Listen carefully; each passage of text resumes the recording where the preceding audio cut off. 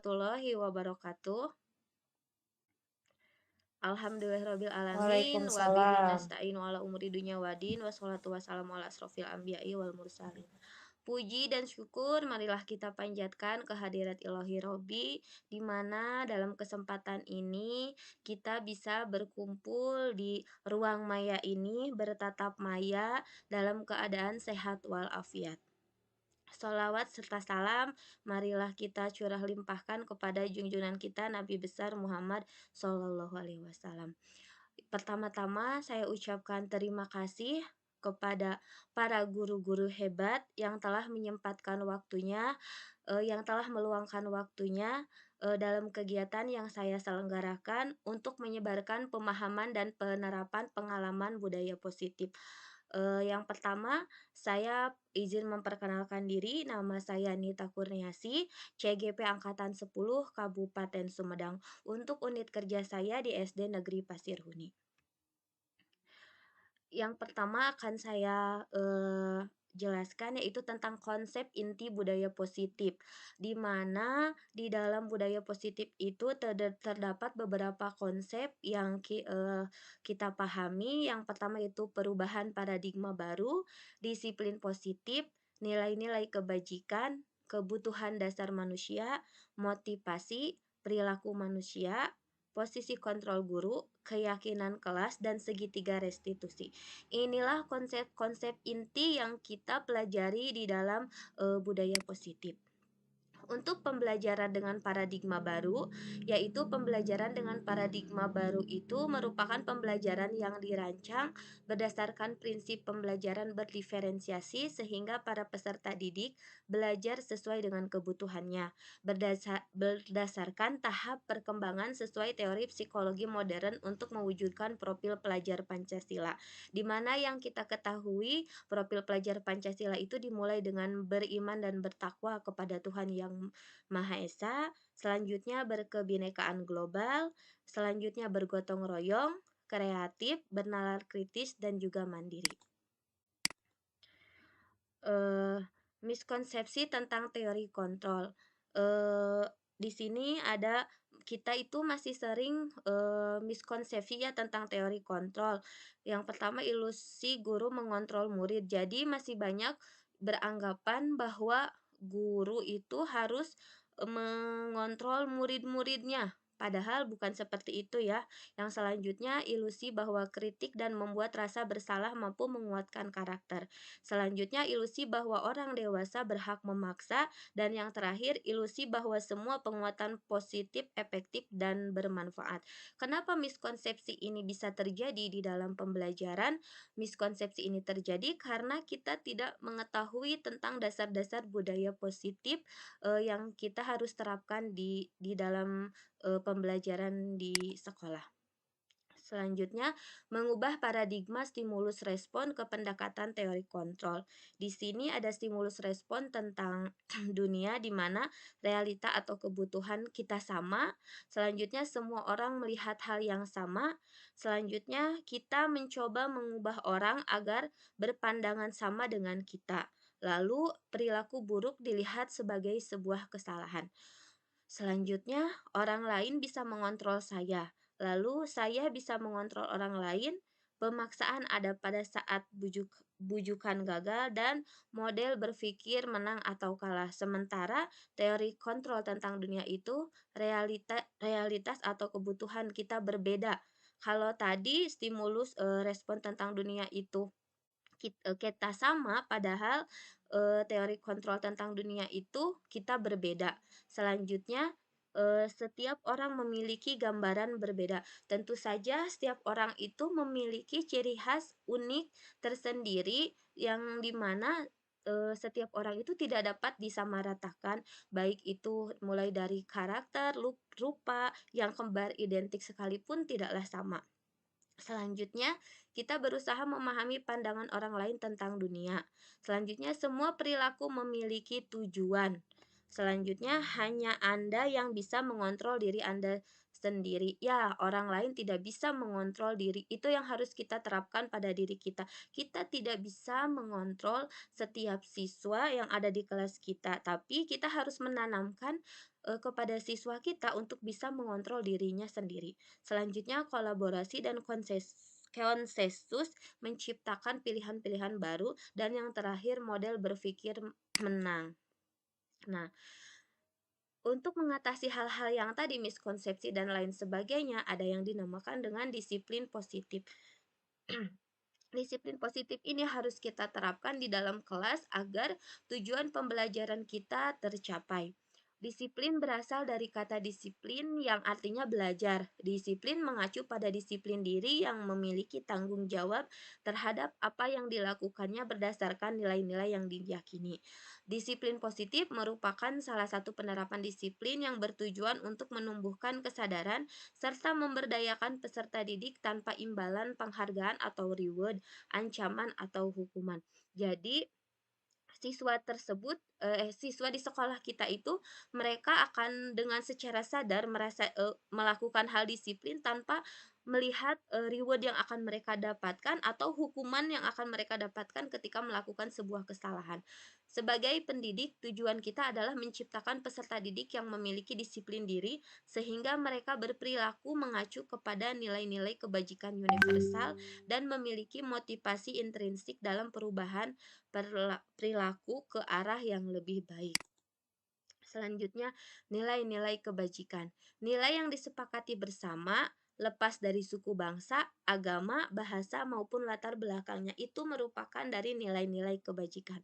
Untuk contoh nilai kebajikan institusi atau organisasi, terdiri dari ada yang dinamakan dengan profil pelajar Pancasila yang sudah sering kita dengar dan kita mulai terapkan di sekolah kita. Selanjutnya ada PYP atau Ibo Primary Years Program. Selanjutnya keterampilan hidup atau life skill, di mana untuk profil pelajar Pancasila itu sendiri yang terdiri dari beriman dan bertakwa kepada Tuhan Yang Maha Esa. Sebentar.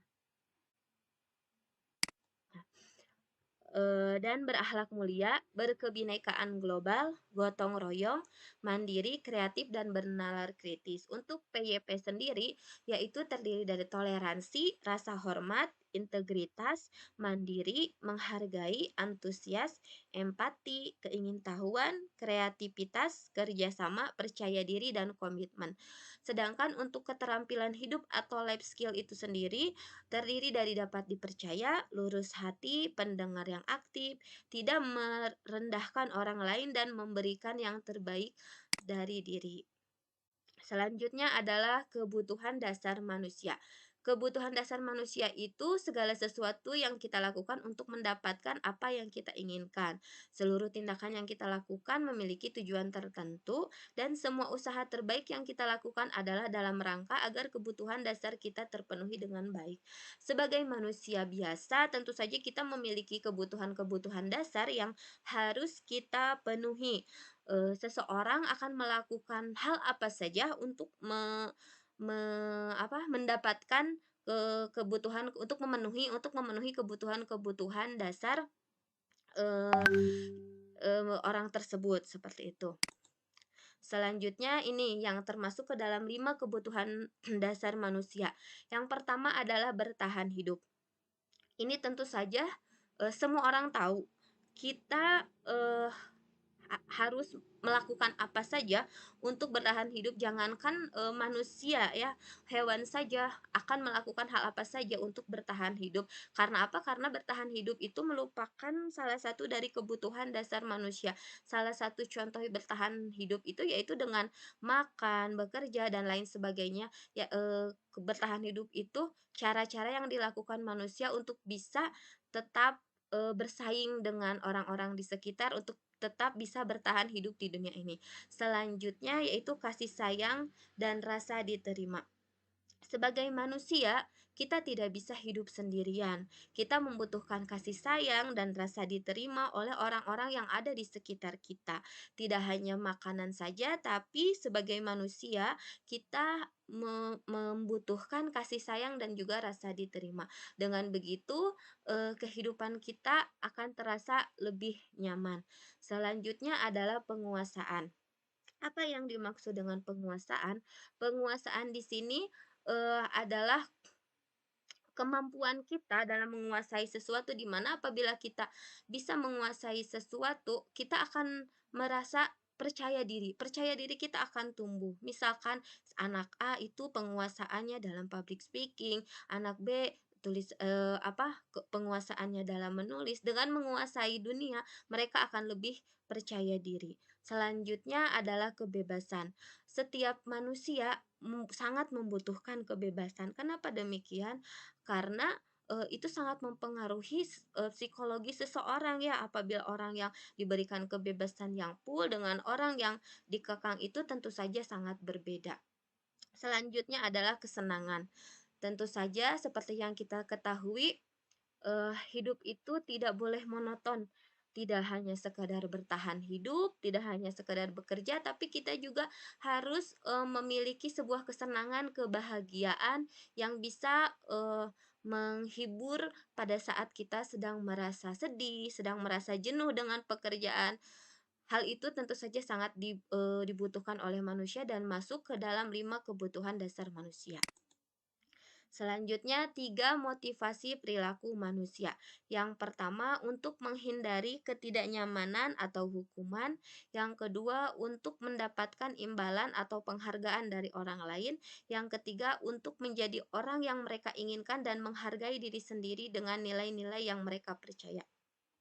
Jika dilihat dari motivasi perilaku manusia ini, poin-poin ini merupakan sebuah motivasi yang akan timbul dari diri manusia untuk bisa diterima, untuk bisa berkembang, untuk bisa melanjutkan hidup, yang mana sebagai guru kita harus bisa menanamkan motivasi-motivasi itu kepada anak didik kita agar mereka mau berusaha untuk menjadi lebih baik lagi dan tidak hidup di stuck di situ saja, seperti itu. Selanjutnya, 5 posisi kontrol guru terhadap murid. Seperti yang kita ketahui, guru itu sebagai panutan. Guru itu sebagai penuntun bukan penuntut. Nah, di sini saya akan memperkenalkan tentang 5 posisi kontrol guru terhadap murid. Kita bisa menyadar, kita bisa menintrospeksi diri, masuk kemana sih? Saya ini sebagai guru seperti apa sih? Nah, Bapak Ibu bisa melihat dari sini 5 posisi kontrol guru terhadap murid. Yang pertama adalah penghukum, yang kedua ada guru yang pembuat merasa bersalah, yang ketiga guru yang memperlakukan muridnya sebagai teman, yang keempat ada guru yang berperilaku sebagai pemantau, dan yang kelima adalah guru yang memperlakukan dirinya sebagai manajer. Kita lihat dari contohnya. Contoh penerapan 5 posisi kontrol guru. Di sini ada kasus siswa tidak memakai atribut lengkap. Aduh, ini mohon maaf sedikit tipe. Memakai atribut lengkap saat upacara bendera. Di sini kalau kita terapkan kepada 5 posisi kontrol guru, akan terdapat 5 dari satu kesalahan saja akan terdapat 5 reaksi bagaimana guru menyikapi siswa tersebut. Yang pertama adalah guru sebagai penghukum. Dia akan berkata dia akan melakukan hormat pada bendera selama 1 jam. Apabila guru yang berperilaku sebagai penghukum, apabila siswanya melakukan sebuah kesalahan, guru tersebut akan langsung menghukum siswa tersebut secara tidak basa-basi lagi. Jadi, kamu salah, kamu harus dihukum. Itu yang dilakukan sebagai guru penghukum. Yang kedua adalah pembuat merasa bersalah. Biasanya apa yang mereka katakan yakni berapa kali ibu atau bapak harus memberitahu kamu selalu saja mengecewakan ibu atau bapak.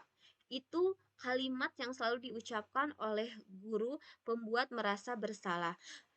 Guru yang melakukan hal tersebut biasanya akan mendorong secara tidak sadar akan mendorong psikologi siswanya untuk merasa sangat-sangat bersalah. Hal ini tentu saja akan berpengaruh terhadap psikologis anak tersebut. Selanjutnya yaitu guru yang memperlakukan muridnya sebagai teman. Contohnya seperti ini. Ayo dong, ikuti aturan sekolah. Tolong bantu ibu atau bapak ya kali ini. Ya sudah, tidak apa-apa. Lain kali jangan berbuat seperti ini lagi ya.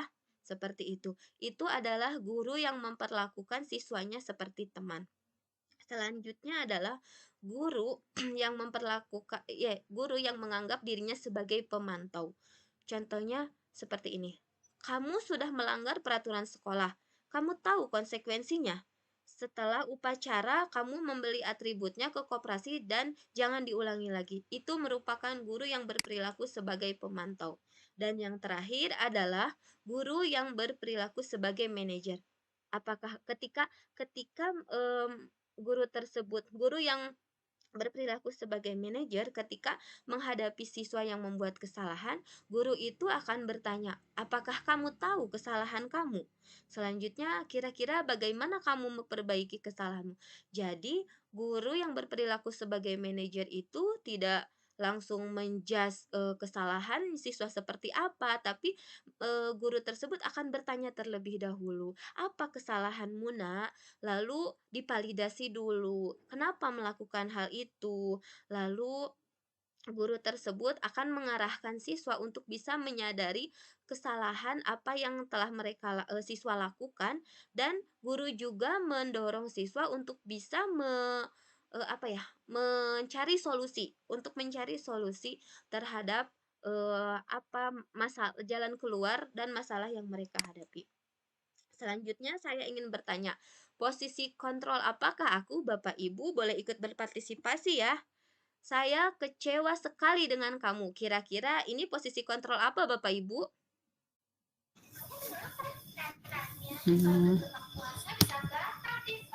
Boleh? Halo? Ya. Rasa bersalah deh. Membuat rasa bersalah bukan, Bu? Ya, betul.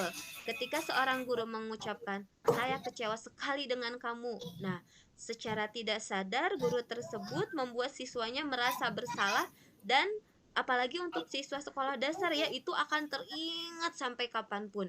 Jadi sebaiknya sebagai guru kita hindari mengatakan hal-hal seperti ini. Selanjutnya, ada guru yang berkata seperti ini.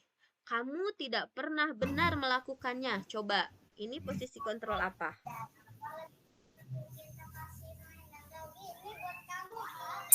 Boleh Bapak Ibu ada yang mencoba menjawab? Itu Bu ada yang angkat tangan Bu. Oh, itu dari tadi angkat tangan rupanya kepencet itu mah. Oh, boleh bantu jawab lagi Bu? Boleh. Nah, sepertinya ini yang tadi yang pertama tuh yang apa penghukum ya Bu? Iya, ada jawaban lain? Silahkan Bu Ulfa.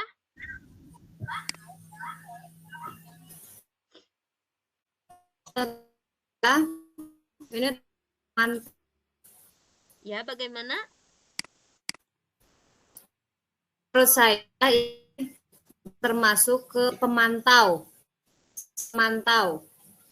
Pemantau. Oke, tadi Bu Ida Ya. mengatakan ini. Tadi apa Bu Ida? Yang pertama yang apa penghukum ya? Penghukum. Ya, Bu Ulfa berpendapat bahwa ini pemantau. Ada pendapat lain Bapak Ibu? Bu Mas Lelis barangkali atau Pak Aam?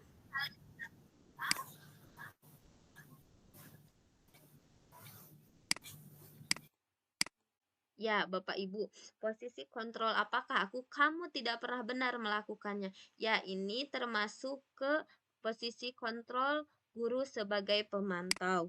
Selanjutnya, apa rencanamu untuk menyelesaikan masalah ini? Coba, itu kalimat yang biasanya diucapkan oleh guru sebagai apa? Manajer. Iya, betul sekali, Ibu Mas Leli. Sebagai manajer itu tidak langsung menjudge apa kesalahan dari siswa tersebut, tapi bertanya terlebih dahulu, memvalidasi terlebih dahulu kesalahan yang siswa lakukan. Selanjutnya, ayolah lakukan demi Bapak atau Ibu ya. Coba. Ini posisi kontrol apa? Ya. Sebagai teman gitu atau naon? Iya, betul. Teman, Bu. Sebagai teman. Selanjutnya, kamu tidak pernah mendapatkan nilai jika tidak mengerjakan tugas. Ada yang bisa berpendapat?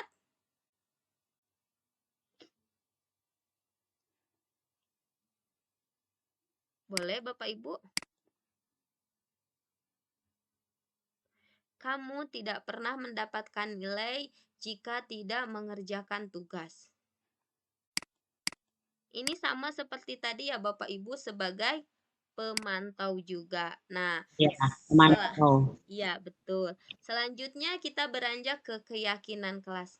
Mengapa sih harus keyakinan kelas? Mengapa bukan peraturan kelas? Ada yang bisa menjawab Bapak Ibu?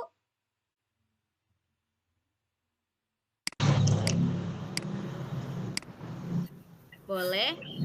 Bu Mas Lelis? Karena kalau keyakinan kelas itu disepakati oleh tidak dari guru saja, tapi dari murid juga. Sedangkan kalau peraturan kelas itu dari satu arah, yaitu dari guru saja. Apakah begitu, Bu Nita? Iya, terima kasih. Sekarang Bu Ulfa, boleh berpendapat Bu Ulfa? Bu, Ya. keyakinan kelas itu adalah sebuah kesepakatan yang sudah disepakati bersama, misalnya seperti guru dengan muridnya. Kalau misalnya peraturan itu adalah aturan dari satu arah, di mana aturan itu yang dibuatnya itu tidak disepakati bersama, tapi ada apa ya, satu arah gitu ya, ininya tidak ada kesepakatan bersama. Mau tidak mau harus mengikuti aturan tersebut. Seperti itu, Ibu. Iya, terima kasih Bu Ulfa, Bu Mas Lelis. Betul sekali ya Bapak Ibu ya. Keyakinan kelas dan peraturan kelas itu berbeda. Jadi menurut Bapak Ibu lebih memilih keyakinan kelas atau lebih memilih peraturan kelas? Keyakinan kelas. Ya, keyakinan kelas. Dengan keyakinan kelas tentu saja siswa kita tidak akan merasa terpaksa ya Bapak Ibu ya mengikuti apa-apa saja yang harus mereka lakukan dan apa-apa saja yang mereka harus tinggalkan. Nah, di sini ada pembentukan keyakinan kelas. Pembentukan keyakinan kelas itu yang pertama bersifat abstrak, berupa pernyataan universal, selanjutnya dibuat dalam pernyataan positif, sedikit saja agar mudah diingat. Ini juga harus diperhatikan ya Bapak Ibu ya. Selanjutnya sesuai dengan kondisi kelas dan sekolah sehingga mudah diterapkan. Dan yang terakhir, semua warga sekolah atau warga kelas dilibatkan saat membuat keyakinan kelas. Kenapa harus begitu? Karena kalau misalkan ada salah satu saja siswa yang tidak ikut dalam pembentukan keyakinan kelas dan siswa tersebut merasa keberatan, mungkin keyakinan kelas untuk siswa tersebut 1 poin saja bisa menjadi peraturan kelas untuk siswa tersebut karena dia merasa bahwa saya tidak setuju dengan keyakinan kelas yang dibuat. Oleh karena itu, pembuatan keyakinan kelas itu harus benar-benar disepakati oleh seluruh warga kelas. Selanjutnya adalah segitiga restitusi. Segitiga restitusi itu yaitu suatu proses dialog yang dijalankan oleh guru agar dapat menghasilkan murid yang mandiri dan bertanggung jawab. Nah, ini biasanya segitiga restitusi itu untuk menyelesaikan sebuah permasalahan yang dilakukan oleh guru kepada siswanya yang bertindak gurunya sebagai manajer yang diawali dengan validasi tindakan yang salah, lalu menanyakan keyakinan dan menstabilkan identitas. Bapak Ibu, di sini saya mempunyai contoh video di mana ada salah satu siswa yang melakukan kesalahan dan siswa tersebut bukan ditegur ya, dipanggil oleh wali kelasnya dan wali kelasnya itu melakukan proses segitiga restitusi. Sebentar ya. Nah, ini langkah-langkahnya dulu. Dimulai tadi seperti yang sudah tadi saya katakan, menstabilkan identitas. Yang pertama berdasarkan prinsip membuat kesalahan adalah bagian dari proses pembelajaran. Di mana berbuat salah itu wajar. Tidak ada manusia yang sempurna. Ini salah satu cara untuk menstabilkan identitas ya. Selanjutnya, ibu atau bapak juga pernah melakukannya. Selanjutnya, ibu atau bapak tidak mau mencari siapa yang salah, tetapi ibu atau bapak ingin mencari solusi dari permasalahan ini. Selanjutnya, kamu berhak merasa begitu. Selanjutnya, validasi tindakan yang salah, di mana berdasarkan prinsip setiap perilaku berupaya memenuhi suatu kebutuhan tertentu. Yang poin-poin di dalamnya, yang poin-poin yang bisa dilakukannya, kamu pasti punya alasan melakukan hal itu. Selanjutnya, padahal kamu bisa melakukan hal yang lebih buruk dari ini. Lalu, kamu patut bangga karena telah melindungi sesuatu yang penting buatmu. Lalu, kamu melakukannya karena mempertahankan sesuatu yang penting bagimu. Nah, menanyakan keyakinan. Berdasarkan prinsip teori kontrol bahwa pada dasarnya kita termotivasi secara intrinsik. Apa keyakinan kelas kita? Nilai-nilai apa yang telah disepakati bersama? Seperti apa gambaran sebuah kelas yang ideal menurut kamu? Kamu ingin menjadi orang seperti apa? Nah, Bapak Ibu, ini merupakan contoh penerapan segitiga restitusi ya. Silakan Bapak Ibu. Tadi Ibu dengar dari ketua kelas, kamu terdengar Bapak Ibu suaranya? Iya Bu, kesel sih. Kenapa kesal? Awi terus mencontek pekerjaan saya, bukan hanya PR, tapi juga tugas di sekolah. Oh begitu, pantas saja kamu kesal. Jika ibu di posisi kamu, ibu juga akan kesal. Iya Bu. Lalu, apa yang kamu lakukan terhadap Alwi? Saya marah-marah dan tidak sadar saya memukul meja.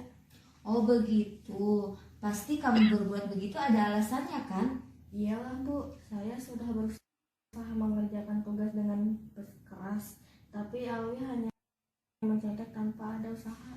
Ya wajarlah kamu merasa marah karena tidak rela pekerjaanmu dicontek begitu saja. Ibu sangat menghargai tindakan kamu untuk berbuat seperti itu, tapi ibu juga sangat menghargai kamu tidak melakukan hal yang lebih dari itu. Sekarang ibu bertanya, apakah tindakan kamu itu sesuai dengan keyakinan kelas kita? Enggak, Bu. Menurut kamu, keyakinan kelas apa yang sudah kamu langgar? Saling menghormati antar teman. Menurut kamu, saling menghormati antar teman itu penting atau tidak? Penting, Bu. Nah, sekarang, menurut kamu, apa yang sebaiknya kamu lakukan untuk memperbaiki masalah ini? Tetap bersabar, Bu. Tetap bersabar. Oke, baik. Kamu bersedia memperbaiki masalah ini? Bersedia, Bu. Apa yang akan kamu lakukan untuk memperbaiki masalah ini? Saya akan bersabar dan apabila ada teman yang mencontek akan melaporkan kepada guru. Iya, tepat sekali tindakan kamu. Sekarang, kamu kembali ke kelas ya. Baik, Bu. Ya, Bapak Ibu, itu merupakan salah satu contoh penerapan segitiga restitusi, di mana ketika ada siswa yang melakukan sebuah kesalahan, guru tidak langsung memarahinya, guru tidak langsung menjudge bahwa siswa tersebut salah, tapi guru tersebut harus menanyakan terlebih dahulu apa yang sebenarnya terjadi, kenapa bisa melakukan seperti itu, apa alasannya, sehingga secara emosi siswa tersebut juga akan eh, unek-uneknya akan keluar, secara emosi juga dia akan turun, tidak langsung berapi-api seperti itu, dan dengan secara tidak sadar dengan diberikan pertanyaan-pertanyaan yang dilontarkan oleh guru, siswa tersebut bisa menyelesaikan permasalahannya dengan sendirinya. Selanjutnya, untuk yang terakhir, dalam penerapan program disiplin positif, hendaknya guru memiliki standar kepribadian, profesional, dan sosial yang baik, di mana guru mampu merefleksi dirinya dalam posisi kontrol saat ini. Bagaimana perjalanan dirinya sebagai among atau manajer yang menuntun murid-muridnya menjadi insan mandiri, merdeka, dan bertanggung jawab. Ya, Bapak Ibu, mungkin itu saja yang dapat saya sampaikan. Mohon maaf atas segala kesalahan. Apabila ada yang ingin bertanya, boleh dipersilahkan.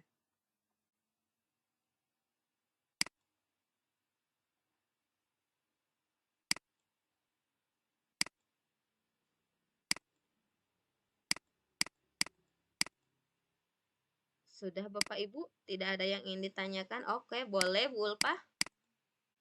Ada apabila Iya. ingin bertanya atau mengomentari atau menambahkan, boleh. Bertanya nih Bu, mengenai 5 posisi kontrol yang tadi sudah Ibu jelaskan, itu kan salah satunya ada penghukum ya Bu ya. Iya. Jujur aja nih Bu, saya masih suka melakukan tuh yang namanya penghukum, masih ada aja gitu ya. Ingin berusaha untuk tidak menjadi seorang guru yang berada di posisi penghukum. Barangkali dari Ibu gitu ada kiat-kiat atau cara supaya kita itu tidak menjadi seorang penghukum gitu ya. Itu bagaimana ya Bu? Soalnya terasa sulit gitu. Supaya anak itu jerak, misalnya ketika anak tidak melakukan kesalahan gitu ya. Anak itu misalnya melakukan kesalahannya tidak mengerjakan PR misalnya. Itu kan kalau misalnya kita ajak restitusi misalnya ya dengan posisi bahwa kita itu manajer, itu terkadang itu hanya iya-iya saja gitu. Dan anak itu selalu berpikir datu di kumaha kubu guru na oge. Nah, terkadang suka ada ke arah situ gitu, Bu. Nah, menurut Ibu bagaimana ya salah satu cara yang jitu gitu ya supaya anak tersebut bisa nurut gitu, mau mengerjakan PR atau tidak melanggar keyakinan kelasnya. Terima kasih. Iya, terima kasih Bu Ulfa. Sebelum saya menjawab, ada lagi? Oke, kita jawab satu persatu dulu ya. Terima kasih Bu Ulfa atas pertanyaannya. Ya, memang itu menjadi permasalahan, sepertinya bukan hanya di Bu Ulfa saja ya. Itu menjadi permasalahan kita bersama sebagai seorang guru, bagaimana cara kita mendidik siswa, apalagi di era yang saat ini sungguh luar biasa ya, banyak godaan dari luar, di mana pengaruh budaya barat itu sungguh luar biasa pada anak-anak kita. Dan memang kalau kita lihat untuk sikap siswa pada saat ini, Lalu apa sih namanya, disiplinnya siswa pada saat ini sangat berbeda jauh dengan siswa-siswa kita pada zaman dahulu, termasuk pada saat kita menjadi siswa ya, ketika bertemu dengan guru sikapnya pun sudah berbeda. Nah, oleh karena itu mungkin perlakuan kepada siswa pada era dulu dan era sekarang pun harus berbeda. Seperti yang tadi sudah Bu Ulfa pahami juga, kita melakukan segitiga restitusi itu, tapi misalkan si siswanya tetap masih gitu.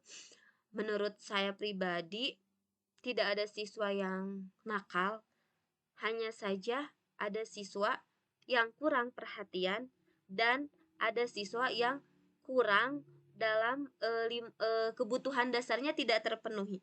Tadi seperti tadi yang sudah dijelaskan, kenakalan itu merupakan sebuah reaksi dari ketidak terpenuhinya kebutuhan dasar. Mungkin kita bisa dimulai dari sebuah pendekatan terlebih dahulu.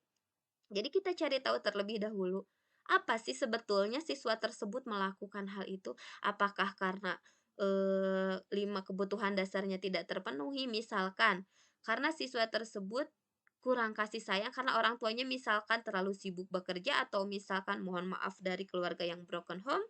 Bisa jadi hal-hal itu yang bisa menjadi penyebab siswa tersebut melakukan hal-hal seperti itu. Jadi kalau menurut saya, yang pertama harus kita lakukan adalah sebuah pendekatan terlebih dahulu. Karena dengan segitiga restitusi itu, apabila masih belum belum tercapai 100% apa yang kita inginkan dari siswa tersebut, yaitu yang pertama adalah pendekatan terlebih dahulu. Selanjutnya, kita akan mengetahui langkah apa yang dapat kita lakukan untuk kedepannya untuk untuk menghadapi siswa tersebut. Seperti itu mungkin, Bu. Bagaimana Ibu? Iya, siap. Terima kasih, Ibu. Iya, sama-sama Bu Ulfa. Yang lainnya ada lagi? Bu Mas Lelis, boleh menambahkan?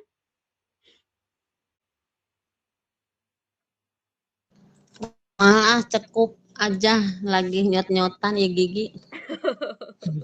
Iya, tidak apa-apa. Bu Ida barangkali ada yang mau ditambahkan? Sudah cukup, Bu. Oh iya, terima kasih. Sepertinya sudah lengkap, insya Allah. Terima kasih sekali Bapak Ibu yang saya hormati, Bapak Ibu guru hebat. Terima kasih atas waktunya, terima kasih atas kesempatannya kepada saya. Mohon maaf atas segala kesalahan. Yang terakhir saya ucapkan semangat untuk guru-guru hebat, semangat untuk menuntun siswa-siswa kita ke arah yang lebih baik lagi. Dengan sebelumnya kita juga harus bergerak ke yang lebih baik lagi. Dan yang terakhir dari saya, mudah-mudahan apa yang kita lakukan hari ini untuk memperbaiki pendidikan di Indonesia ini dapat mencapai tujuan. Mungkin itu saja. Terima kasih. Assalamualaikum warahmatullahi wabarakatuh. Waalaikumsalam warahmatullahi wabarakatuh. Waalaikumsalam warahmatullahi wabarakatuh.